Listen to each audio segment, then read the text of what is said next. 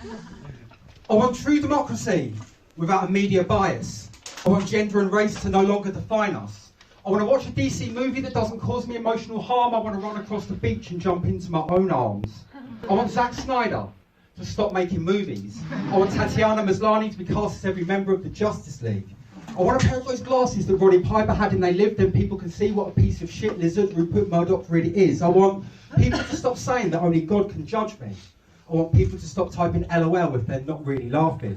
I want you to stop using your upbringing as an excuse for being a cunt. I want Ambush Dog to finally get an animated series of his own. I want vegetarian Haribo that don't taste like shit. I want Jar Jar Binks to finally be revealed to be the Sith Lord that he really is. I want people to stop forcing their opinions of religion onto children.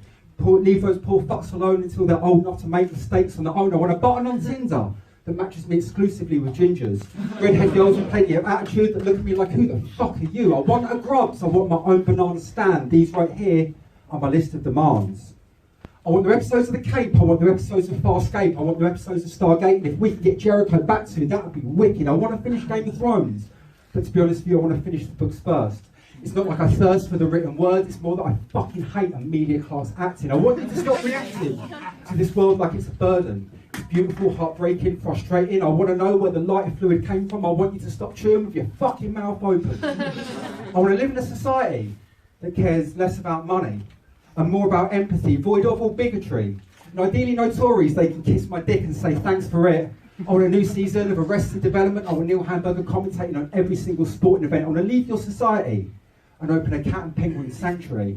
I want you to see how perfect you are and not just how perfect you are to me. I want to make you listen to Idea and watch your mind expand. These right here are my list of demands. Cheers. Stop that. Right, cheers, mate.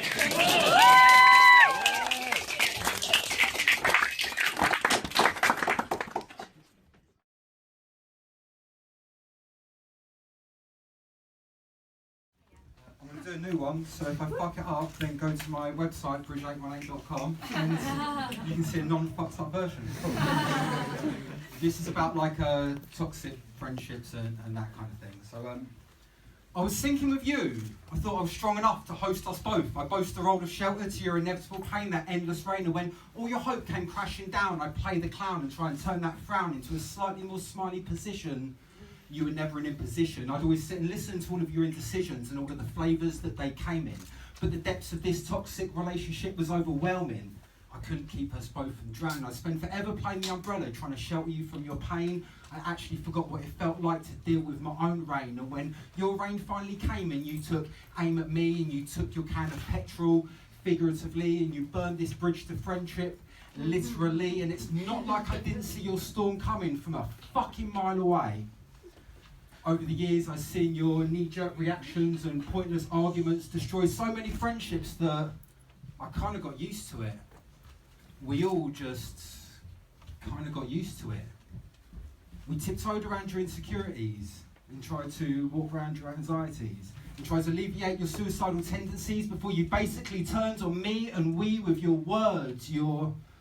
words misrepresenting me. Your words trying to turn people against we. Your words eagerly eating away at me, ripping at my skin, leave me to bleed out, making me doubt my own character, my own ethics. Am I so full of bullshit that even I can't see what is clearly obvious to you, but not me? You checked yourself into the hero's quarters and vilified my every step. While I sat there refusing to elevate you to the list of my regrets, I'd rather put you on the shelf of all of the things that I'd rather forget. But I ain't upset, not anymore. These feelings ain't raw. No more tears will fall onto this blood-stained floor. And as you continue to push and try and get me to bite, I flat out refuse to engage in your fight. I won't feed your screen grabs so you can show that your friend you're right. And you won't be on my mind when I can't sleep tonight. Now, this poem ain't dedicated to just one of you. But this poem is dedicated to fucking loads of you. So for me and we, from all of us, from the bottom of our hearts, regardless of the past, we just want to say, all right. I hope you found the happiness that you're looking for in life, but at the same time, you're a bunch of dickheads. And you can go fuck yourselves. Cheers. Right, we'll do another one. This is another another new one, blah, blah, blah, Bridge818.com, cool. We let our insecurities run recklessly and dilute our identities as we desperately hold on to the validation from others. So as we search with haste for a place where our hearts can feel safe, we're completely oblivious to the fact that it pushes us further away from what actually matters. There's a metaphorical hole in our collective metaphorical soul, and we do anything that we can to fill it with alcohol, to religion, to drugs, to money, to religion. We do anything we can to fill that hole that is within, but there are only two things that can fill that void, and that's love and respect for yourself. Because if you can't love you, then why the fuck should anybody else? So as your next soulmate becomes your next great mistake, don't berate and reject, just accept that they probably just weren't the one for you. And that's fine. In fact, that's more than just fine. That's just life sometimes. Cheers.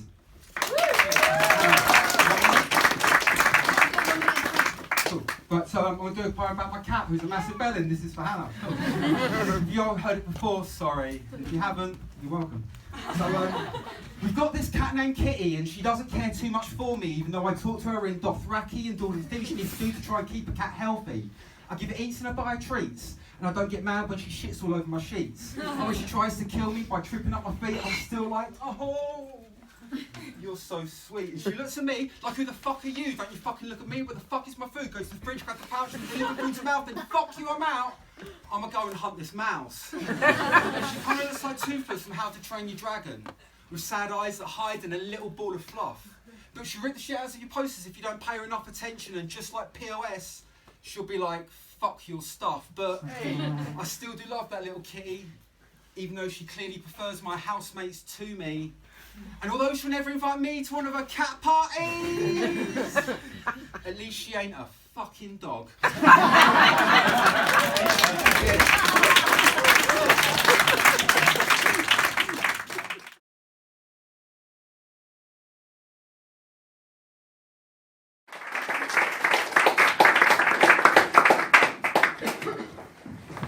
Hello.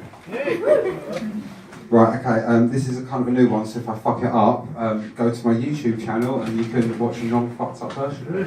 Cool.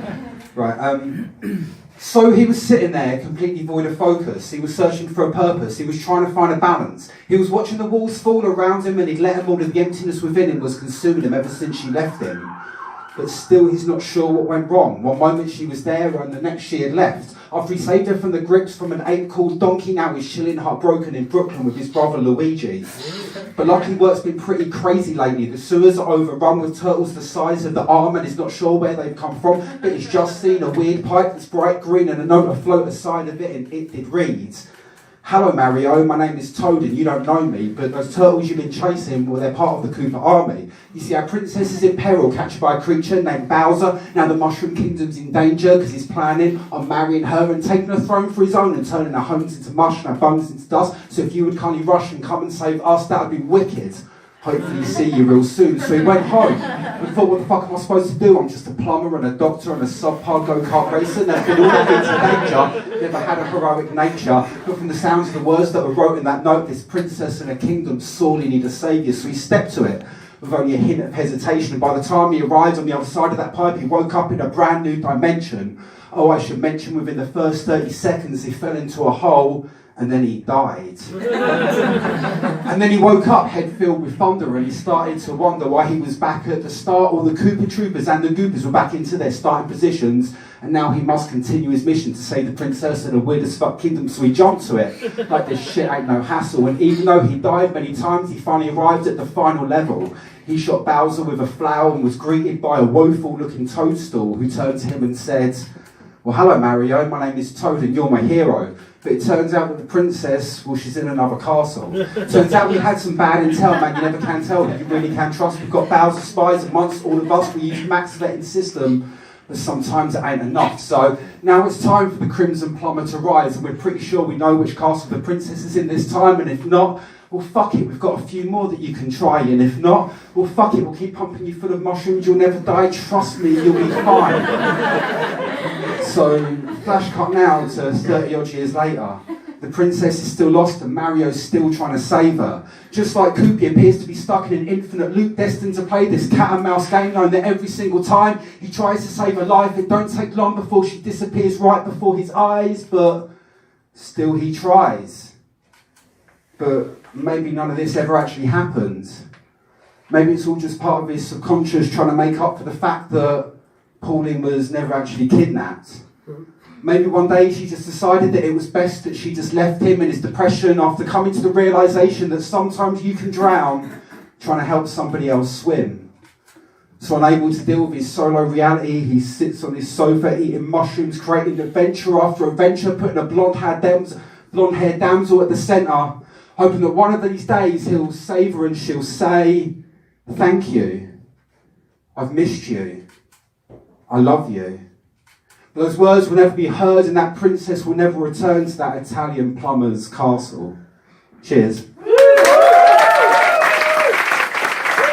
Right, we're going to try and do another one. I've got a minute, yeah? A minute and a half. Cool. So, we stand idly by and let time slide between our fingers as we desperately hold on to the mental pictures of our past. We keep those memories permanently engraved into our hearts. We let life pass us by, trying to keep those memories alive. We let life pass us by, terrified that those dreams will eventually die. We let life pass us by and sacrifice our future so we can mourn the past. We spend so much time reminiscing on former glories that we forget to create new ones. And if the grass is always greener on the other side, then believe it's rose-tinted with a hint of pesticide. And if the past is always greener on the other side, then believe me, it's an illusion. Cheers.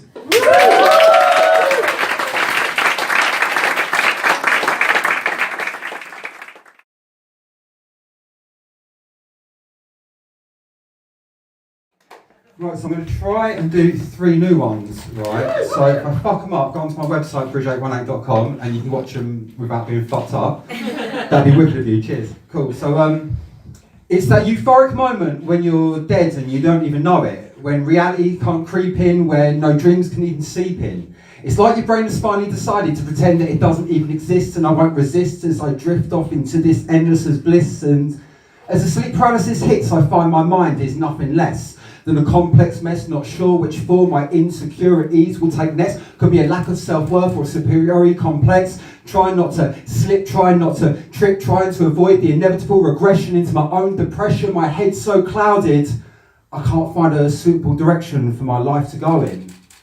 I'm trying to freestyle life, but I keep on failing. I'm trying to touch the sky, but I keep on falling. I'm trying to reach the sun, but I keep on burning. Fuck it, dude. Let's go bowling. Cheers.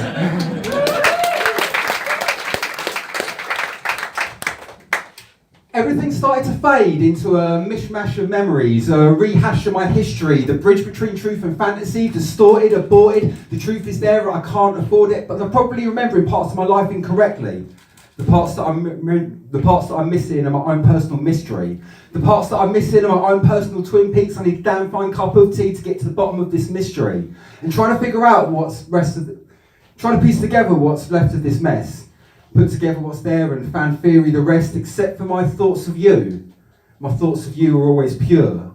My thoughts of you are always happy. They always bring me to serenity. It turns out that rose tinted is my favourite colour. And there I was, always thinking that it was purple. Cheers.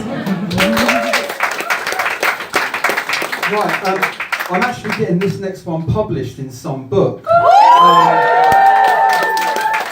I'd love to promote it, but that's about all I know at the moment. So in a couple of times I'll tell you some more about it. Cool, so board up the windows, lock the doors. I'm not part of your world anymore. I'm not represented by your hate. I've got enough insecurities on my own plate to keep me belly full. I'm not a fool, but I'll happily play that role if it means you leave me the fuck alone. If it means sometimes I get to spend some time at my own, at home alone, but rarely ever lonely. I always enjoy the silence and dig my own company. And I join the company of others, but they're few and far between. It's not like I'm anti-humanity. It's just sometimes you're all a bit of a letdown to me. So I shut the blinds to keep my mind blind to the cold world outside, but it keeps creeping in. Reality, it keeps seeping in. These walls don't fall, they just keep crumbling. These fingers freeze and don't do a goddamn thing. As I desperately try to disconnect these cables, but I don't seem to be able. This rickety old bridge is no longer all that stable. She said, when you get like this, you're a nightmare to deal with. I'm sick of your symbolic diagnostics and self-destructive characteristics and the fires you're setting are burning bridges that you could do with. You need more in your life than idea and kitten kisses. I said, true, but it often feels like I'm living my life in the wrong movie. It feels like I auditioned for Jack Burton but wound up as an extra in a romantic comedy. And it's not even like I got to play Paul Rudd's best friend. I was the dude way off in the back when they broke up in that cafe and they told me how to react. For some reasons, life always seemed to seem like that. And it's hard to build bridges when you're busy building walls. And it's hard to watch the darkness make so many good people fall. And it's hard to stand tall when you carry so much regret on your shoulders, when you start to get older and you worry that you're just getting colder. I'll be all right. But thanks for the advice. The thought was nice. Now I'm going to go to bed, kiss my kitten goodnight and sleep for never. I'll see you later.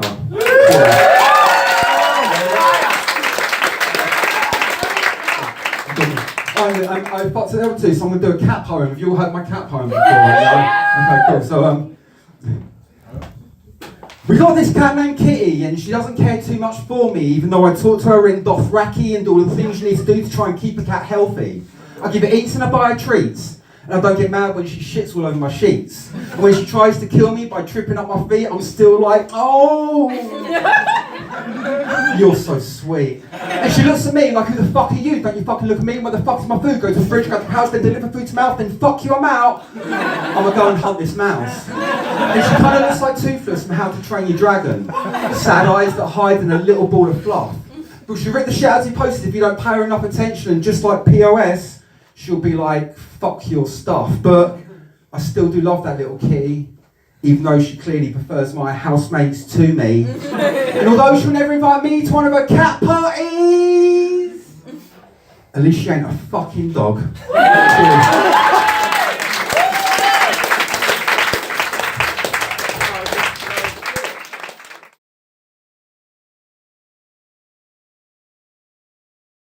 A couple of poems to a friend of mine a couple of nights ago, and she was just like, wow, I really like that this is part one and this is part two.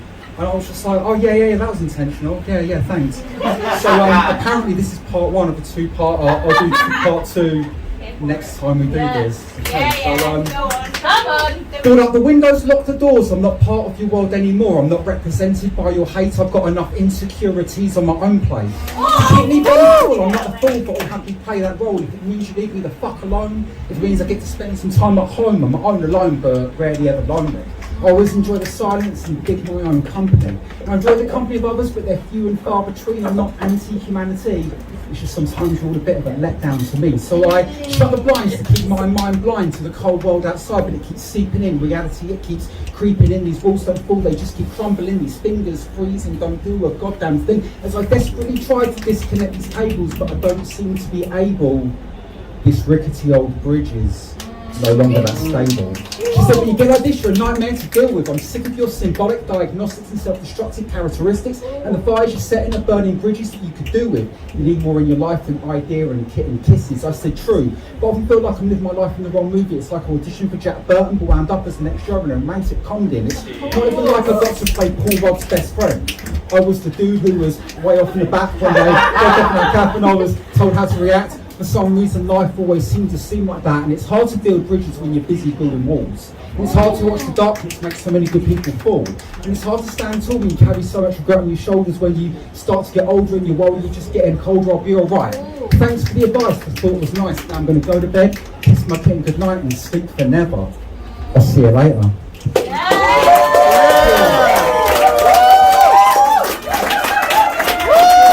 If anyone's interested in watching my Instagram, I've got cards and stuff with all my details on, so if anyone cares. Man's got a card!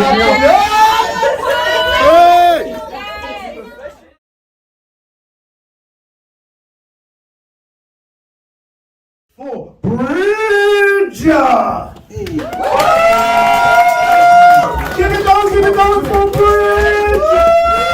Do not stop for Bridge! Perfect, thank you. Hello everyone. Hello. Hiya. I'm just going to jump straight into it for time reasons and stuff. So, a sleepwalking frequency, a trail of tailored zombies. Consciousness clouded in vanity, walking alone in manufactured unity. A construct so curious, connecting every single one of us. reflected in this distorted looking glass and then projected. So as we fall in line and blind our minds, as we try to provide the truth inside us, we desperately try to hide that we're ruled by pride. Castles made of sand get lost in the tide. Do you feel alive? And what's your perception of alive? Treading water in the turbulent, trading mediocrity for enlightenment. Do you know yourself?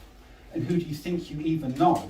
An idealistic projection, an unrealistic expectation of perfection? All we are is our own perception. We just exist here, some more alive than most. Revolving Flintstones backdrop, pocket full of copy and paste to reduce my response time. Maybe I just need some sleep. Maybe I just need my bed. Turn the TV off and jot down all of the thoughts inside my head, like consciousness is nothing more than a TV signal. Your brain ain't at the centre, it's simply a receptacle. And when that fuse blows, the transmission continues. Stop acting like this world can't progress without you. Cheers. I should trigger warning on this one.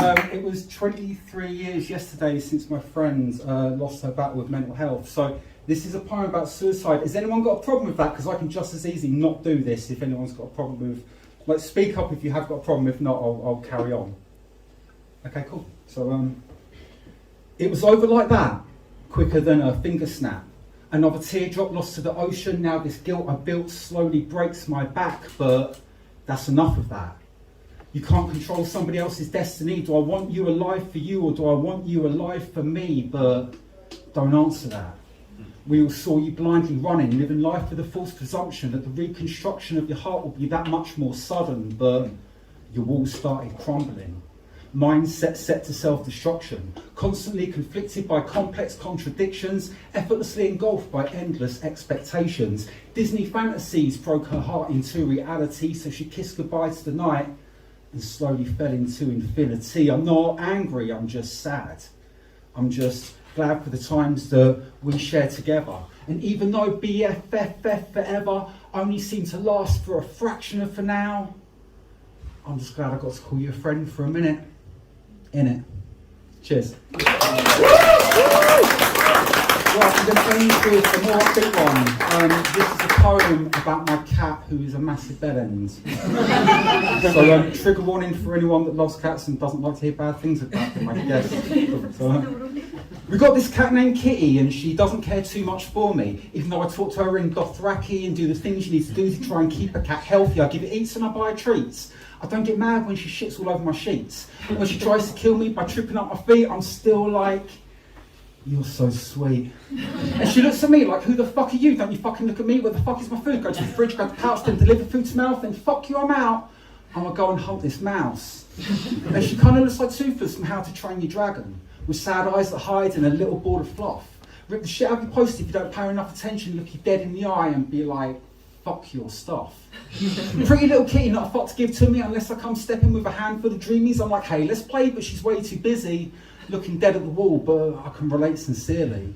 I'm pleading Evie while she dreams of dreamies. Without a tasty treat, she barely sees me. Bloodline of the pharaohs, a keyship record holder. Gonna lose your eye if you try and hold her, but I still do love that little kitty, even though she clearly prefers my housemates to me. And although she'll never invite me to one of her cat parties, at least she's not a fucking dog.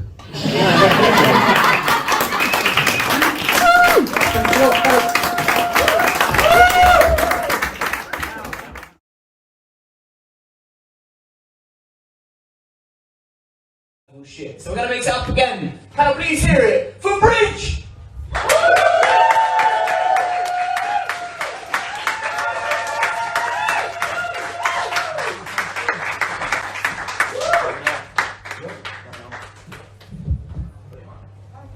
Hello.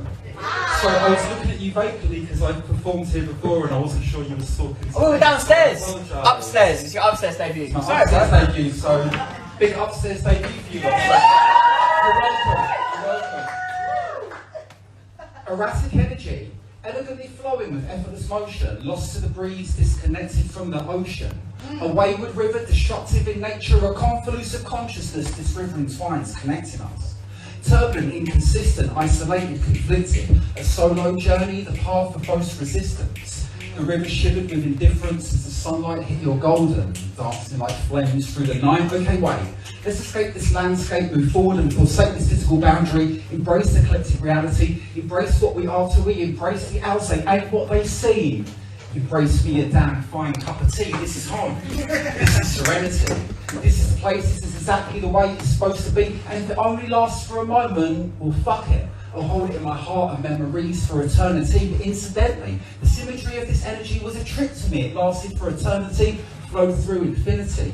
Nature bowing to its simplicity. Consciousness constructed by its complexity. 1,000 ships for its beauty. A blue rose wrapped in its own mystery. Schrodinger's theory, but nothing exists outside this pocket reality that we created so effortlessly. The calm was overwhelming, a reflection of heaven that was set in our collective imaginations, but fuck me, was it compelling. Trapped between those two worlds, tracing those three words, never to be heard, never to be observed, forever known, forever owned. Those words, they aren't alone, I write them from my home. Trace them onto your skin so they dissolve. So nobody will ever know, but I know I'll just lay here and hope this lasts forever. Forever, forever, ever. As I pass, inevitably do part with my heart with a to be continued question mark. I know that if I don't kiss you now, you might be gone forever. And as I pass, inevitably do part with my heart with a to be continued question mark. I know that if I don't kiss you now, I'm going to regret it for the rest of my days. Cheers.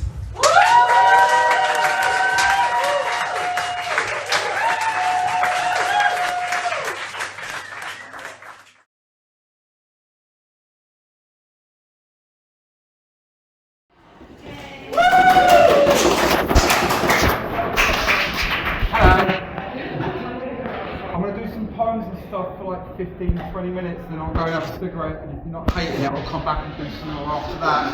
And if you are hating it, just come and sneaky tell me, and then I'll bounce. Cool. If you do like any of this, I've got stuff on Spotify and yada yada yada, so just all that kind of stuff. So this is a poem about a relationship that I went through a couple of years ago. It's now ended, but things are still good between us, so here's a poem about that. Erratic energy, elegantly flowing with effortless motion, lost to the breeze, disconnected from the ocean. A wayward river, destructive in nature, a confluence of consciousness, this river entwines, connecting us. Turbulent, inconsistent, isolated, conflicted, a solo journey, the path of most resistance. The river shivered with indifference as the sunlight hit her golden, dancing like flames through the night. Okay, wait, let's escape this landscape, move forward and forsake this physical boundary, embrace a collective reality, embrace what we are to we, embrace the owls, they ain't what they seem, embrace me a damn fine cup of tea. This is home. This is serenity. This is the place, this is exactly the way it's supposed to be. And if it only lasts for a moment, then fuck it. I'll hold it in my heart and memories for eternity. But incidentally, the symmetry of this energy was a trick to me. It lasted for eternity and flowed through infinity. Nature bowing to its simplicity. Consciousness constructed by its complexity. 1,000 ships for its beauty. A blue rose wrapped in its own mystery. Schrodinger's theory where nothing exists outside this pocket reality that we created so effortlessly. The calm was overwhelming, a reflection of heaven set in our collective imaginations, but fuck me, was it compelling. Trapped between those two worlds, tracing those three words, never to be heard, never to be observed, forever known, forever owned. Those words, they aren't alone, I write them from my home. Trace them onto the skin so they dissolve. So nobody will ever know, but I know I'll just lay here and hope this lasts forever, forever, forever, ever. And as I pass, inevitably do part with my heart with a to be continued question mark. I know that if I don't kiss you now, you might be gone forever. And as I pass, inevitably do part with my heart with a to be continued question mark. I know that if I don't kiss you now, I'm going to regret it for the rest of my days. Cheers.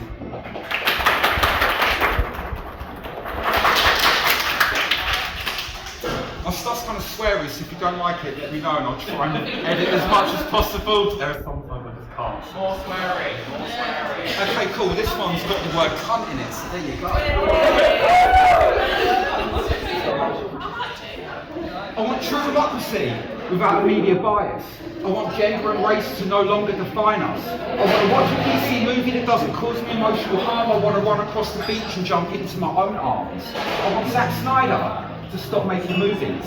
I want Tatiana Maslany to be cast as every member of the Justice League. I want to pair those glasses to Roddy Piper and they lived and people can see what a piece of shit lizard we put Murdoch really is. I want people to stop saying that only God can judge me. I want people to stop typing LOL if they're not really laughing. I want you to stop forcing opinions of originals to children, leave those poor fucks alone until they're old enough to make mistakes on their own. I want a button on Tinder that matches me exclusively with gingers.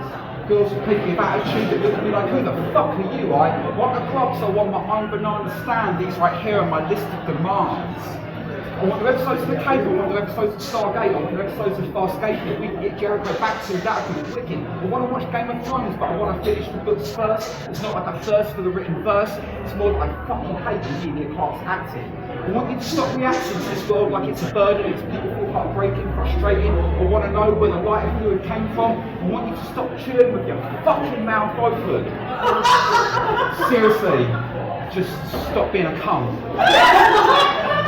I want to leave your society and open a cat and penguin sanctuary. I want you to see how perfect you are and not just how perfect you are to me. I want to make you listen to idea and watch your mind expand. These right here are my list of demands, and if I could get Danhausen on everything I watch going forward, that would be very nice and very evil.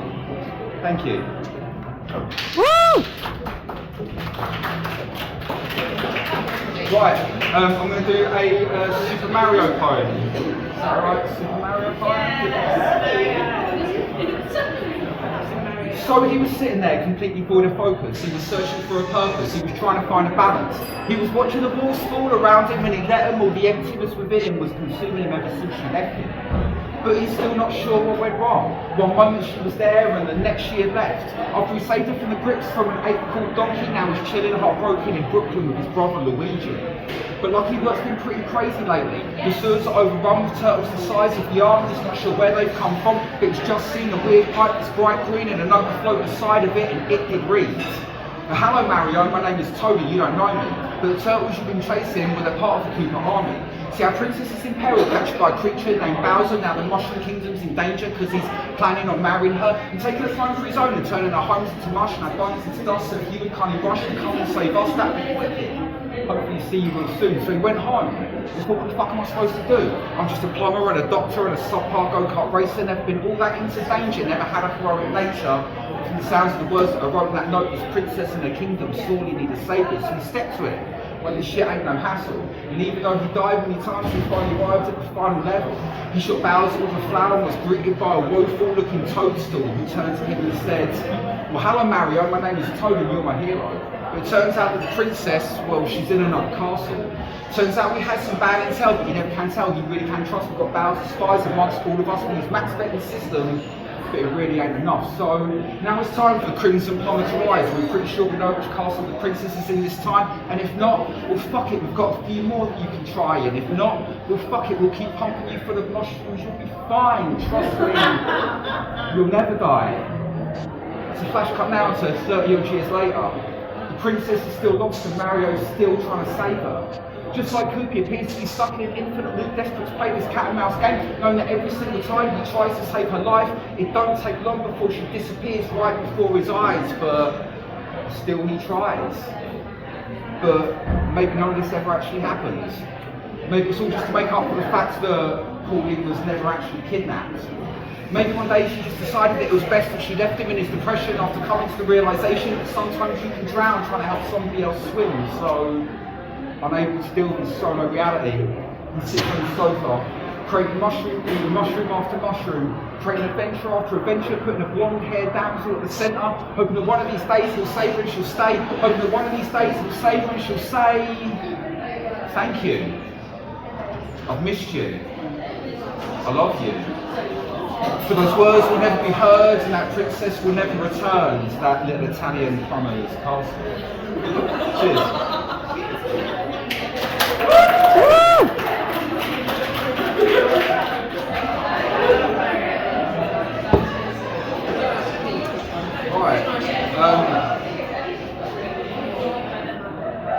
Board up the windows, lock the doors. I'm not part of your world anymore. I'm not represented by your hate. I've got enough insecurities on my own plate to keep me belly full. I'm not a fool.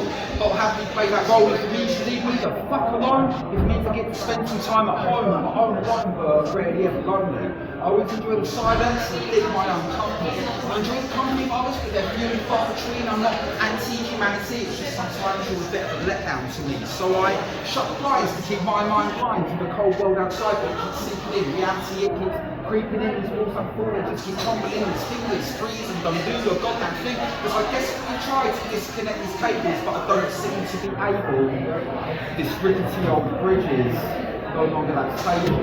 She said, but you get like this, you're a nightmare to deal with. I'm sick of your symbolic diagnostics and self-destructive characteristics and the fires you're setting are burning bridges that you could do with.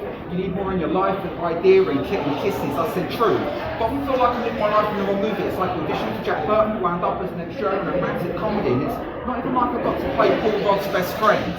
I was the dude who was way off in the back when they broke up in that camp and I was told how to react. For some reason, life always seemed to seem like that. And it's hard to build bridges when you're busy building walls. And it's hard to watch the darkness make so many good people fall. And it's hard to stand tall and carry so much regret on your shoulders when you start to get older and you worry you're just getting cold. I'll be alright. Thanks for the advice, I thought it was nice. Now I'm going to go to bed, kiss my kitten goodnight and sleep for never. I'll see you later. Cheers. Right, I'm going to do one about my cat who's a massive cunt. Sorry. It's true, that's not like a funny intro you can develop. We got this cat named Kitty and she doesn't pay too much for me. Even though I taught her in Dothraki and do the things you need to do to try to keep the cat healthy. I give her eat certified treats. I don't get mad when she shits all over my sheets. When she tries to kill me by tripping up my feet, I'm still like, you're so sweet. And she looks at me like, who the fuck are you? Don't you fucking look at me, but the fuck's my food? Go to the fridge, go to the house, go to the literally to mouth, and fuck you, I'm out. I'm gonna go and hunt this mouse. And she kind of looks like Toothless from How to Train Your Dragon, with sad eyes that hide in a little ball of fluff. And she had supposed to be paying my attention, look the dead in the eye and be like, fuck your stuff. Pretty little kitty not fuck to give to me unless I come second with a handful of dreamies. I'm like, hey, let's play, but she's way too busy, looking dead at the wall, fucking right sincerely. I'm pleading needing while she dreams of dreaming. It's about to taste the drink, she barely sees me. But I find it fair on a Kishi record holder. Gonna lose your eye if you try and hold her, but I still do love that little kitty. Even though she clearly prefers my housemates to me. And although she'll never invite me to one of her cat parties, at least she's not a fucking dog. Cheers.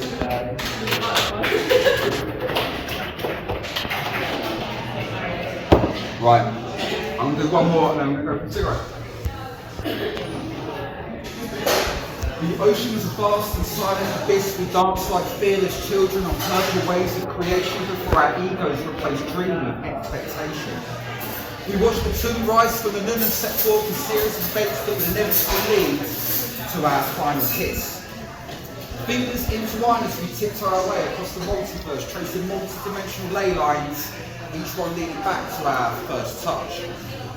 Tracing new constellations onto a skin, mapping out new timelines that birth life, death, love, hate, beauty, pain, true balance. Together as soul, we sit by the river watching countless worlds born and blink out of existence. We witness the first rays of Atlantis as off into the distance, gods and peasants acquiesce to their sentences. Filling pyramids with ancient secrets that will one day be considered by the smartest of all as mythology. We play Kiss Chase on Mars, dance the idea amongst the stars. I took a fat cat nap in my lap and as I stroked my hair I studied the Akashic records to see if Zack Snyder was ever going to make a decent movie. Or at least one that vaguely mentioned. We parked on the Holland Drive, I kissed you one last time, stroked your hair, held back my cry. And as each bird chirps its next goodbye, I'm desperately trying to hold on to the vivid feeling that is you, that is your kiss. Before the distance seems further, the minutes seem longer, and now I'm torn asunder, lost in a world without you. But you're always with me, in dreams. And if all dreams are simply windows to alternate realities and parallel versions of us, then I never want to wake up again. Because I miss you so fucking much. Cheers.